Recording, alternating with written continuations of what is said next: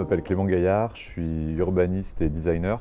Je suis plutôt spécialisé dans la lutte contre ce qu'on appelle l'îlot de chaleur urbain et toutes les techniques de rafraîchissement dites passives, donc en fait qui vont fonctionner avec des systèmes très simples ou des phénomènes naturels.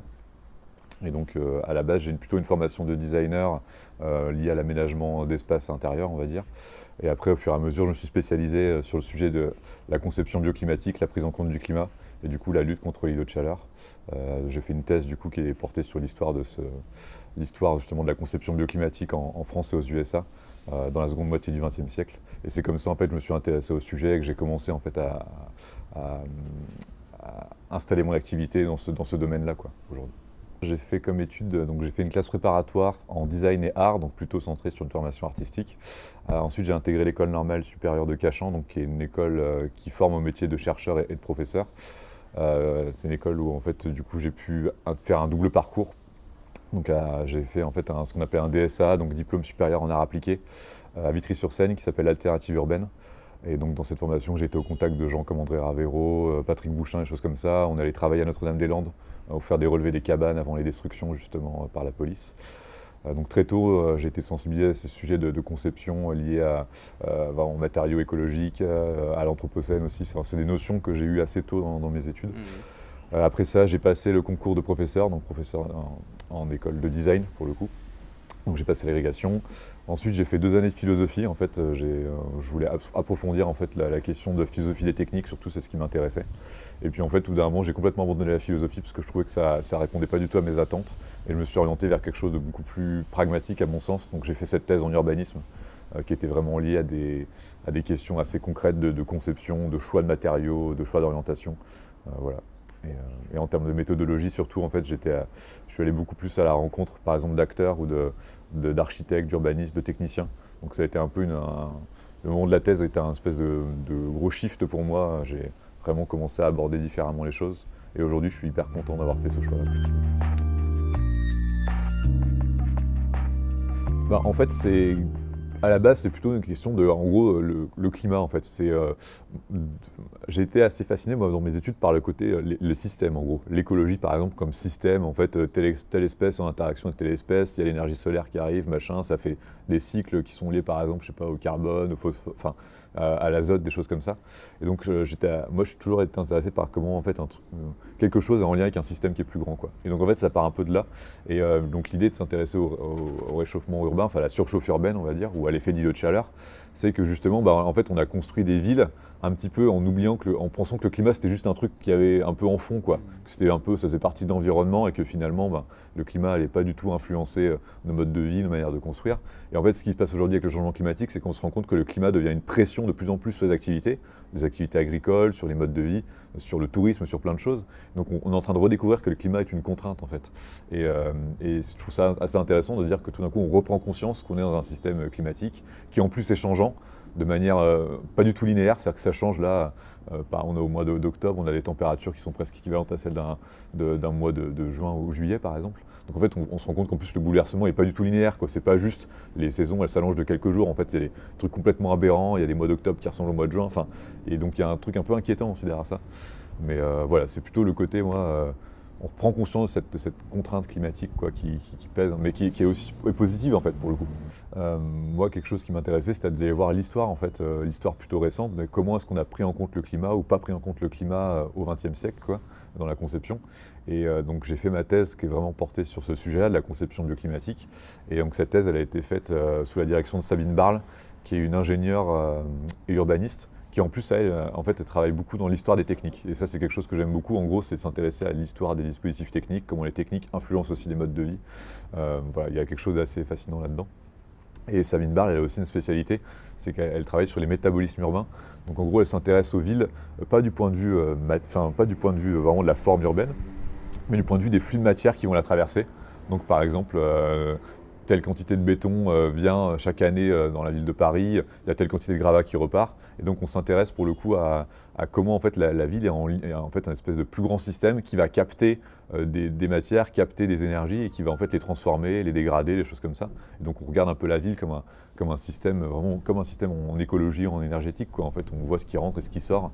Et ça, je trouve ça assez fascinant parce que pour le coup, ça nous montre des choses de la ville qu'on ne voit pas. En fait, on ne voit pas les flux de matière généralement, on ne voit pas quelle est l'empreinte matérielle d'une ville en termes de consommation de tomates, hein. Même des fois, on ne se rend pas compte même des trucs de légumes. Et c'est assez hallucinant de voir les quantités qui passent comme ça.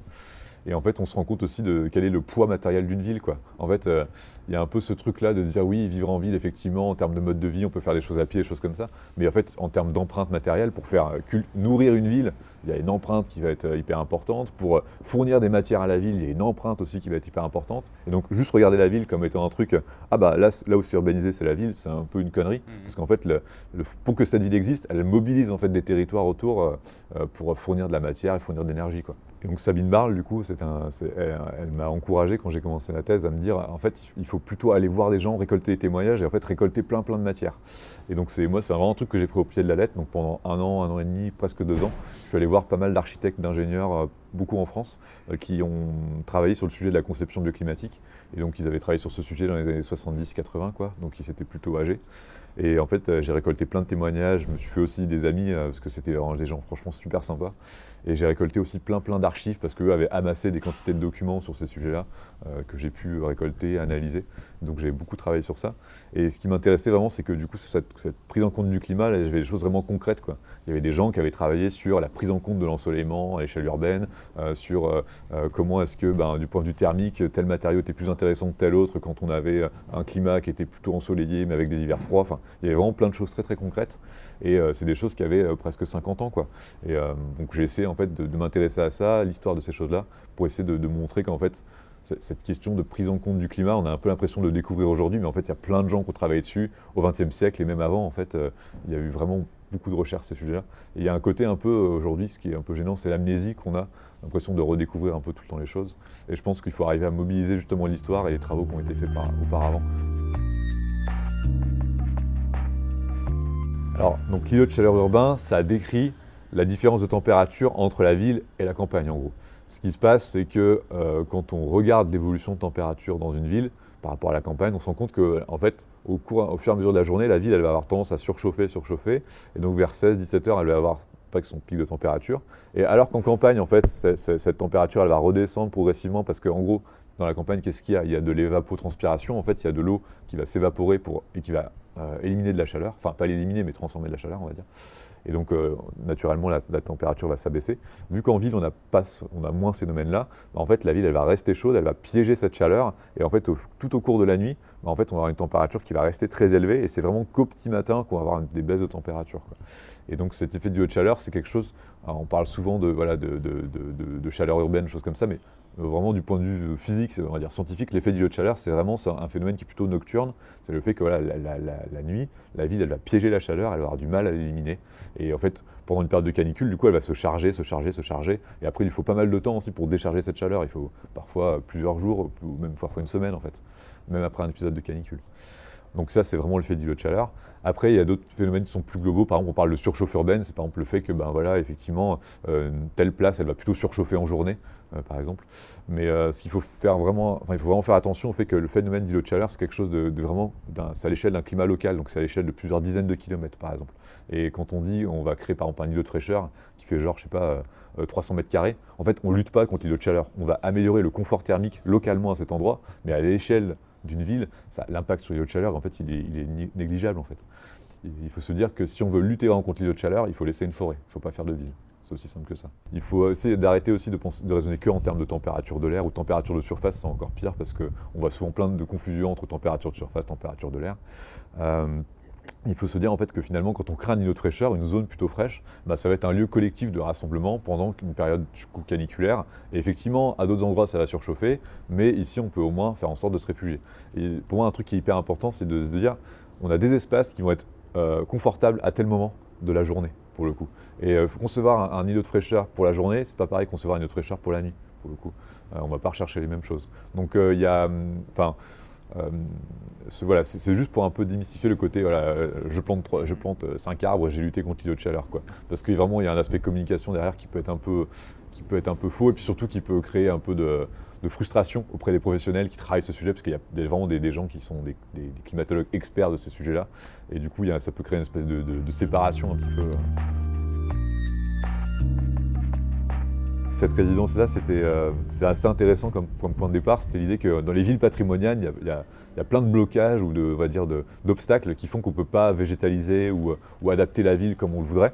Et donc en fait, en gros, la thématique de cette résidence, c'était comment les villes patrimoniales qui ont tout ce patrimoine à gérer, tous ces éléments d'architecture à sauvegarder, comment on peut faire en sorte de faire évoluer quand même la ville pour qu'elle soit plus résiliente en période de canicule ou de forte chaleur.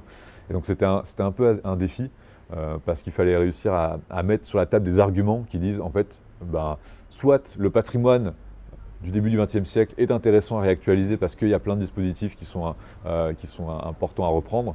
Toutes les protections solaires qui existaient sur les bâtiments, sur les ouvertures, la végétalisation aussi qui a disparu, donc les plantations qui ont pu disparaître au cours du XXe siècle.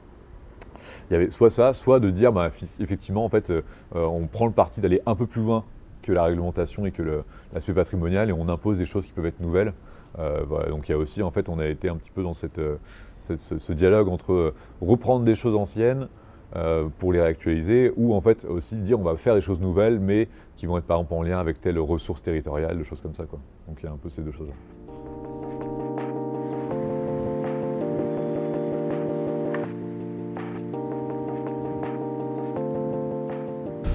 Donc quand on parle de rafraîchir, déjà il faut savoir qu'est-ce qu'on veut rafraîchir. On parle souvent de rafraîchissement urbain. Est-ce qu'on veut rafraîchir prioritairement les espaces intérieurs, donc les habitats, donc plutôt pour le confort thermique nocturne, ou est-ce qu'on veut plutôt rafraîchir les espaces publics, les espaces de circulation piétons? Donc là on va plutôt parler de confort thermique en journée. Et donc ça déjà il faut bien fixer ce qu'on veut faire quand on parle de rafraîchissement. Après, quand on parle du coup du rafraîchissement des piétons, donc des circulations piétonnes en journée, la ville d'Arles en fait elle bénéficie déjà de pas mal d'atouts parce que c'est une ville qui est très dense, les rues sont relativement étroites, en plus on a des orientations qui sont toujours un peu en chicane, donc ça permet de briser parfois certains vents. Donc déjà la morphologie traditionnelle elle est très intéressante du point de vue du confort thermique de journée. Là où elle est plus problématique c'est pour le confort thermique nocturne. C'est-à-dire que le fait d'avoir ces rues très étroites, d'avoir une morphologie très dense, on va avoir moins de ventilation des espaces, moins d'accès à la ventilation naturelle pour les logements et pour les bâtiments. Donc il y a une multitude de stratégies à mettre en place qui vont en fait s'adresser à différents types d'espaces, différents types de publics. On peut penser bien sûr à la végétalisation, donc ça c'est vraiment quelque chose qui est intéressant quand on a des boulevards un peu plus larges, des places où on peut avoir vraiment des zones où on peut planter de manière un peu généreuse. Ça c'est quelque chose qui est hyper important, c'est qu'on peut végétaliser de manière très ponctuelle ou juste avec quelques arbres. En fait on apporte un ombrage, mais en termes de stratégie de rafraîchissement on n'a pas quelque chose qu'on peut qualifier d'îlot de fraîcheur en fait. Il faut vraiment toujours penser un peu de manière plus généreuse, être moins dans le truc très ponctuel sur la végétalisation. Donc il y a ces éléments-là. Après, il y a toute une gamme aussi de traitements de surface, de traitements de sol qu'on peut reprendre. Donc on pense par exemple aux calades. L'idée c'est aussi justement de faire en sorte que la ville elle soit moins imperméable du point de vue de ses surfaces. Donc d'aller vers des pavés avec des joints poreux, d'aller vers des calades, des choses comme ça. Ça permet de conserver des voies carrossables parce que voilà, il y a des rues qui doivent rester carrossables, ne serait-ce que pour les livraisons, pour les passages. Donc il y a ces stratégies-là. Après, quand on va plus parler du confort des habitants, donc du confort intérieur, il y a un ensemble de panoplies qui vont être liées aux protections solaires. Donc on peut penser aux débords de toiture, on peut penser à toutes les stratégies de protection solaire mobile, donc comme les volets, ça peut être des choses comme ça. Et après, il y a toute une logique à remettre en place du point de vue de la ventilation. C'est-à-dire, en fait, on a à Arles beaucoup de bâtiments anciens qui ont des caves donc qui bénéficient d'une inertie, qui sont assez fraîches toute l'année. Et là, en fait, on pourrait bénéficier de ces caves pour faire de la ventilation par effet de cheminée. Donc, en gros, faire en sorte de faire remonter cette fraîcheur dans différentes pièces des logements, par exemple. Donc l'idée c'est voilà, de penser aussi de manière à la fois appliquée à chaque situation, et en même temps de manière un peu généreuse, un peu ambitieuse. C'est-à-dire que c'est pas en plantant quelques arbres qu'on va réussir à rafraîchir une ville. C'est pas comme ça que ça marche. Il faut vraiment toujours être dans quelque chose de plus, de plus global, de plus fort. Voilà.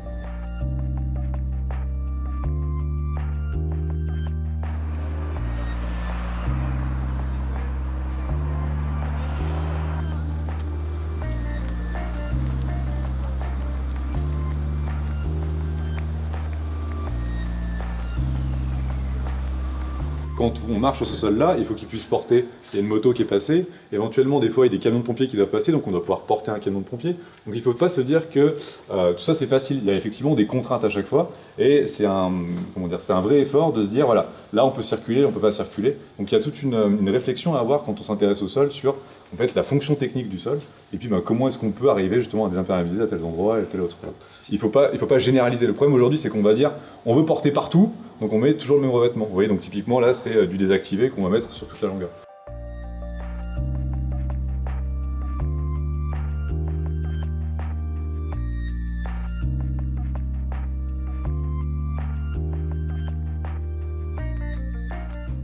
En fait, le côté jongler entre les différentes échelles, en fait, c'est sur des phases qui vont être plutôt liées on va dire, à des phases d'études ou d'esquisse. Donc en soi, là, en termes de conception, c'est des choix qui sont assez simples à faire. Après, ces différentes échelles, pour moi, elles sont importantes. C'est que la question du climat, souvent, en fait, on l'entend beaucoup sous le terme de, en gros, il y a le changement climatique, et en gros, c'est le climat tel que l'analyse le GIEC. Donc ça va être des gros modèles qui vont être liés à des changements climatiques plutôt à l'échelle nationale ou régionale. Et en fait, ce qui est important à comprendre pour moi, dans le sens quand on s'intéresse vraiment à la conception à partir du climat, à la conception bioclimatique, c'est l'idée qu'il y a différentes échelles de climat qui sont imbriquées les unes dans les autres, et qu'en fait, une pièce en soi, c'est un microclimat particulier, quoi. Et donc, on peut aborder justement la conception en disant, voilà, en fait, ce qu'on conçoit en tant qu'architecte, designer ou urbaniste, c'est des microclimats ou des climats locaux à différentes échelles, quoi. Et donc on a différents outils qu'on va pouvoir manipuler. Quand on est dans une pièce, on a l'intérêt d'être, comme on dit, hors d'eau, hors d'air. Donc en fait, on contrôle bien plus finement le microclimat qu'on va créer. Quand on est à l'échelle urbaine, non, c'est complètement ouvert aux brises et au vent, donc on contrôle un peu moins. Mais par contre, on a quand même des paramètres sur lesquels on peut agir. Et donc pour moi, ce qui est intéressant, c'est ce côté justement dans les échelles de climat, de dire on travaille à plein d'échelles. Et à chaque fois, on travaille sur des microclimats qui sont caractérisés. Ici, on est dans un microclimat, à la cour, il y a un autre microclimat là. Donc en fait, c'est ça qui est intéressant pour moi. Je suis consulté des fois par des architectes, mais c'est relativement rare. Finalement, en fait, c'est assez particulier. C'est souvent en fait, ce dont j'ai le sentiment, c'est que ces éléments liés à la conception bioclimatique peuvent être vécus comme des contraintes par rapport à la liberté de l'architecte ou ses choix. Et donc finalement, je suis un peu toujours questionné trop tard. C'est-à-dire quand finalement le plan masse est déjà installé, limite des fois les pièces sont déjà orientées. Et ça, pour le coup, c'est un problème parce que si on veut faire bouger des choses, des fois c'est hyper contraignant. Donc en fait, il y a quelque chose à faire, à mon sens, c'est d'intervenir le plus tôt possible dans le projet.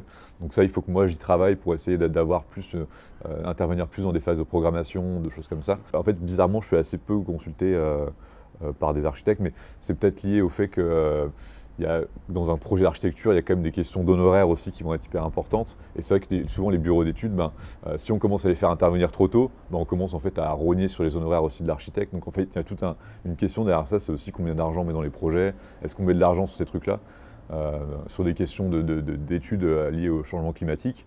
Des fois, on est en train de pinailler sur 1000, 2000 euros, alors que le projet, c'est plusieurs millions d'euros. Et on est en train de pinailler sur des détails qui vont avoir on va dire des conséquences qui sont importantes par la suite.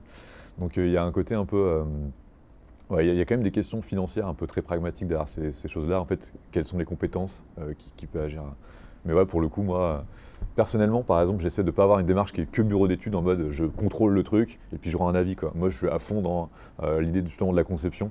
J'essaie d'utiliser des outils qui sont justement assez souples. C'est-à-dire quand je fais de l'ensoleillement, c'est des choses que je peux modifier assez rapidement. Donc le but, c'est pas de dire ah bah voilà, j'ai fait l'analyse de votre plan masse, c'est bon, c'est terminé. Quelque chose qu'il faut arriver à faire, c'est avoir des retours d'expérience. En fait, c'est vraiment pour moi le truc le plus important. C'est qu'on a beau faire des simulations, beau faire des mesures, ce qu'il faut, c'est des retours d'expérience. Et en fait, c'est des ingénieurs ou même n'importe qui, en fait, des sociologues. En fait, tous les points de vue sont hyper intéressants, ou même des témoignages de gens qui disent voilà, tel dispositif, ça marchait à tel moment, ça marchait pas à tel moment. Et ça, en fait, vraiment, on manque de ces choses-là. Il y a un côté un peu. Les retours d'expérience, ça se transmet dans certains colloques professionnels, mais il y a un côté un peu... c'est difficile d'avoir ces retours. Pour le coup, alors sur ça, l'ADEME fait un travail génial, parce qu'elle récupère des retours d'expérience et elle fait des synthèses un petit peu sur certains travaux. Donc il y a ces retours d'expérience à avoir. Et après, on peut aussi se dire, en fait, il y a des climats qui sont analogues. C'est en fait, tel type de climat va ressembler à tel autre. Par exemple, le climat méditerranéen, on sait qu'il existe en Méditerranée. Il y a aussi aux États-Unis, il y a des zones qui ont un type de climat qui ressemble au climat méditerranéen, quoi, avec des étés très chauds, très secs. Donc en fait, on peut aussi faire des analogues. Et on peut reprendre des exemples d'une région à l'autre, en faisant en sorte de les adapter au mode de vie, de faire voir comment elles s'appliquent ou pas, quoi. Et après, donc, il y a aussi l'analyse, on va dire, purement physique ou météorologique. Donc c'est quand on récupère des fichiers météo pour essayer de comprendre un climat. Ça, c'est aussi assez bizarre pour le coup en France, c'est que les données météo, elles sont pas super accessibles parfois. Donc il y a un site qui marche très bien, c'est Infoclimat, on récupère pas mal de données. Mais sinon, c'est souvent en fait des données qui vont provenir des États-Unis. C'est-à-dire qu'en fait, aux États-Unis, il y a eu un gros mouvement de diffusion des données, du point de vue thermique, tout ça. Et en fait, il y a pas mal de logiciels gratuits qui proviennent des États-Unis. Où en fait, on peut récupérer plein de données gratuitement. Après, la question, c'est de savoir, faut toujours quand on récupère une donnée de température ou une donnée météorologique, c'est de s'intéresser au contexte de cette donnée. Parce que par exemple, si on regarde le vent, souvent, en fait, les stations météo, elles ont été placées dans les aéroports. Parce que, en gros, la météo, ça intéressait surtout pour faire atterrir les avions. Et donc, en fait, tout ce qui est donné de vent, en fait, ça va être complètement faussé parce que quand on est dans un aéroport, en fait, il y a un côté complètement ouvert, donc il y a moins d'obstacles au vent. Donc, on a des vitesses de vent qui vont être plus régulières, on aura moins de turbulences, choses comme ça. Donc, toujours, quand on a une donnée, il ne faut pas le prendre de manière absolue, il faut toujours demander le contexte de la donnée. Et d'ailleurs, si vous cherchez une station Météo France, normalement, il y a toujours une petite fiche avec une photo de la station et sa situation. Parce que, en fait, si on ne connaît pas ça, on peut avoir des erreurs, quoi. Et c'est très très difficile la question des mesures de température, de choses comme ça, parce que, par exemple, la plus vieille station météo de France, c'est celle du parc Montsouris à Paris. Et en fait, elle est dans un parc. Donc depuis, je crois que c'est la fin 1870, quoi, elle doit être là. Donc le but, c'était de garder ce parc identique. Parce que si on commence à changer le parc, du coup, ça va affecter le microclimat, donc ça va affecter les mesures. Sauf que là, on se retrouve quand même à mesurer les températures de Paris dans un parc, ce qui n'est pas représentatif. Donc on a une espèce de souci, quoi. Soit on commence à se dire on la déplace cette station-là, mais du coup on va fausser toute la série de mesures qu'on a depuis tout ce temps-là. Enfin bref, c'est hyper compliqué tous ces trucs-là, mais il faut bien prendre conscience du fait que l'aspect de la mesure, c'est toujours lié à un contexte, lié à comment on a mesuré à tel endroit. Donc il ne faut pas rester. C'est pour ça que ce côté la température, combien on perd de température, en fait, ça va dépendre d'où vous êtes, de quelle température on parle, température ressentie, température de l'air, de surface. Enfin voilà, il y a un côté un peu. Pour ça, on a tous besoin de monter en compétences et d'avoir de l'autocritique par rapport à tout ce qui va être lié à ces données qu'on va voir par rapport à des fabricants, des choses comme ça, quoi. Comprendre aussi ce côté perçu, ressenti du climat, c'est hyper important. Et puis pas avoir qu'une approche seulement physique, c'est en fait finalement quand on aime aussi un climat ensoleillé, c'est parce que ça procure aussi un certain bien-être, des choses comme ça. Il ne faut pas tout résumer non plus à l'énergie. Il y a un ingénieur qui s'appelle Steve Baer qui disait que si on essaie de comprendre le plaisir que nous procure un ciel étoilé juste avec la quantité d'énergie qu'il émet, en fait on ne comprend rien du tout parce que la beauté d'un ciel étoilé, c'est pas lié juste à la quantité d'énergie qu'il émet, qui est peanuts en fait, il n'y a pas grand chose, mais c'est la beauté du ciel étoilé en soi, quoi. Et donc il faut se dire aussi que quand on s'intéresse au climat, il y a l'aspect physique et puis il y a l'aspect sociologique ou psychosociologique en fait, qui va être lié aux affects aussi des personnes. Et quand on parle d'inconfort thermique, pareil, il y a le côté thermique, mais il y a aussi d'un inconfort qui va être lié à la hiérarchie. Par exemple, quand on s'intéresse à l'inconfort thermique dans les bureaux, l'inconfort ne va pas être pareil en fonction de la hiérarchie. Enfin voilà, il y a plein de choses qui sont vraiment liées aussi. L'inconfort, il traduit aussi d'autres choses. Donc c'est pour ça qu'il y a quelques sociologues qui s'intéressent à ces sujets-là, mais il faut aussi avoir une vision un peu globale, quoi, du confort.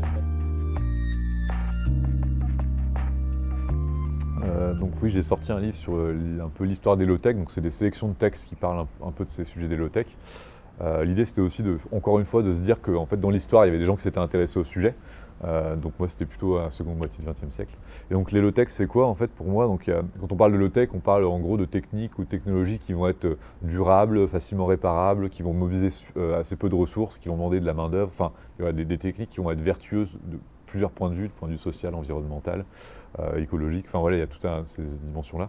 Et moi, ce qui m'intéresse plutôt dans l'aspect low-tech, c'est le fait que la low-tech, un objet low-tech, pour moi, il va être situé. C'est en fait un objet low-tech, il va se référer, il va s'intégrer dans un contexte plus global, et aussi dans un contexte, pour le coup, climatique. Et quand on s'intéresse au système, comment rafraîchir ou chauffer le plus naturellement possible, enfin, pas naturellement, mais le plus passivement, c'est-à-dire en fait en utilisant les phénomènes climatiques, en gros, on voit que c'est des systèmes qui sont low-tech parce que ils vont mobiliser, par exemple, l'ensoleillement pour créer des circulations d'air, des choses comme ça. Et donc moi, l'aspect low-tech, c'est vraiment sur ce côté, on a des technologies qui vont être situées, qui vont profiter en gros des énergies du climat localement, quoi. Il y a cet aspect-là qui m'intéressait. Et donc l'idée de ce livre sur les low-tech, c'était de s'intéresser à l'histoire de cette notion. Et en fait, on parlait plutôt aux années 70 de technologie appropriée. Et je trouve ce terme est aussi intéressant parce que, bon, approprié, c'est un peu ambigu, mais en fait, on disait que la technologie était appropriée à un site, quoi, et à un contexte économique et social. Et donc, en fait, il fallait penser l'appropriation d'une technique à ce contexte-là, quoi. Et donc, cette anthologie, c'est plein de textes qui parlent un peu de ces technologies appropriées jusqu'au low-tech aujourd'hui. Et il faut se dire qu'en fait, la pensée low-tech, l'idée qu'on va se... Enfin, le texte, c'est aussi quelque chose de politique, c'est qu'en fait, on s'oppose aussi à toute la vision high-tech un peu tout le temps, on va aller vers des systèmes de plus en plus optimisés. L'idée vraiment du low-tech, c'est de dire, en fait, on va faire un objet ça va être un moindre mal. Il ne va pas être hyper efficace, pas hyper performant en termes de rendement, par contre, on va pouvoir facilement le réparer. Donc, il y a un côté un peu équilibre entre exigence de performance et puis réparabilité, efficacité, des choses comme ça, quoi. Et en fait, ce raisonnement low-tech, on le retrouve un peu partout dans l'histoire, quoi. Il y a un architecte français qui a bossé sur la construction en terre, qui s'appelle François Cointreau, à la Révolution. Lui, quand on lit ses textes sur la terre, en gros, en fait, il parle presque de low-tech. Il dit, bah ouais, effectivement, le pisé, c'est pas génial par rapport à la pierre, il faut en fait plus d'épaisseur. Par contre, thermiquement, effectivement, vu qu'on met une plus grosse épaisseur, c'est plus performant, quoi. Et puis il dit, oui, effectivement, avec la pierre, on peut faire des plus grandes ouvertures. Il dit mais du coup les bourgeois qui sont dans leur château ils crament pendant l'été, quoi. Donc en fait c'est assez marrant parce que du coup il a un argument qui est vraiment un argumentaire type low-tech, c'est en gros la terre c'est un moindre mal, effectivement on peut pas faire des portées extraordinaires, machin, c'est moins décoratif et tout ça. Par contre thermiquement c'est plus performant, donc il y a un équilibre un peu, quoi. Et voilà, c'est pour moi les low-tech j'entends vraiment comme ça, cette espèce de moindre mal, et puis le côté c'est des techniques qui vont être situées, quoi.